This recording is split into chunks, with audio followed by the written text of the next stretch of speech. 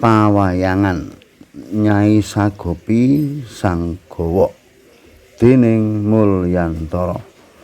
Tradisi gawok wis ana wiwit jaman kuno, jaman sadurunge agama Islam mlebu ing tanah Jawa. Ing crita wayang nalikane Raden Basudewa arep palakrama karo Dewi Mahira, Prabu Basukunti dawuh marang Nyai Sagopi, sinden kraton Mandura, ayu umure 30 taun, supaya mulang wuruk Raden Basudewa babagan sambung tresna antarane priya lan wanodya. Nalika iku wis rampung lamaran lan kentingan dina daup wis katetepake. Supaya wengi kang sepisanan ora ngudiwani, Raden Basudewa perlu ilmu babagan kempal manunggal utawa senggama saresmi.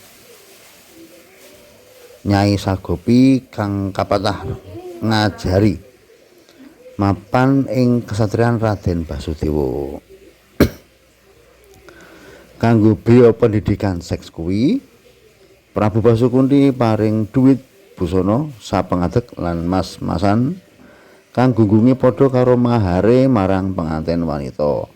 Isih ditambahi beras sakarung, gula lan kerambil. Nyai Sagopi kang dipilih awit Prabu Basukunti wis bola-bali ngagem dheweke. Dadi wis priksa keprigelane Nyai Sagopi anggone leladi kakung, mumpuni ngracik jamu lan jembar kawruhe bab wong bebojoan. Seminggu lawase Raden Basudewa diwulang Nyai Sagopi priye carane memalat sih mamanuhara marang wanita supaya wanita tansah sehat awake lan sehat organ-organ produksine. Carane ngracik jamu sekompon-pon serta dituduhake papan gampang nuwuhake brai ing awake wong wadon lan sateruse praktek langsung. Wusanane rampung mulang wuruk Raden Basudewa, Nyai Sagopi nggarbini. Bareng tekan wancine nglairake anake metu lanang dijenengi Udawa.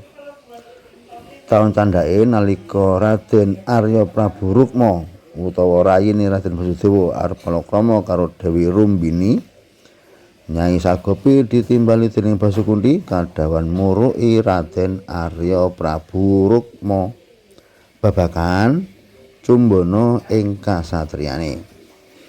Asli mulang muruk Raden Arya Prabu Rukma, Nyai Sagopi duwe anak Dewi Rarasati utawa Dewi Larasati.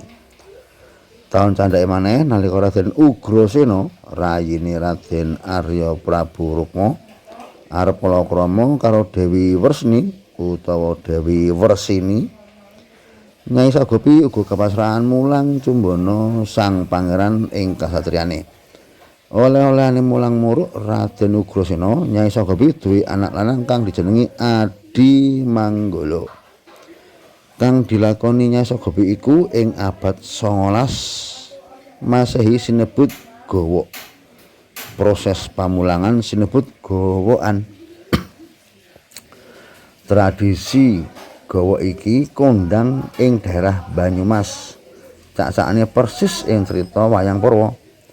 Sawise lamaran ing omahe pihak wanita, pihak keluarga calon manten lanang banjur padha ngumpul ngrembug sapa gawok kang pantes ngajari calon manten lanang ing babagan kempal manunggal. Supaya anggone cumbana ing wengi kapisan sukses. Gawok kang kapilih ora mung wadon wedok, kudu wong wadon sing wis dewasa umure antarane 30 tekan 40 taun. Rondo utawa ronggeng tledhek kang akeh pengalamane babagan leladi kakung sarta prigel ngurusi bali wisma. Sawise gawok dipilih, wong tuwa calon pengantin priya teka ing omah gawok ngrembugi si gawok.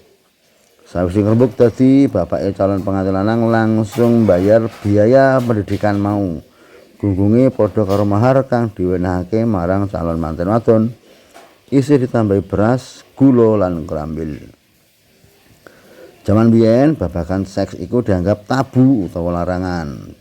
bab kang ora entuk dienggo bahan prirembugan kanthi tinarbuka. Wong ngucap ngrasani seks dianggep ora pantes lan ora sopan.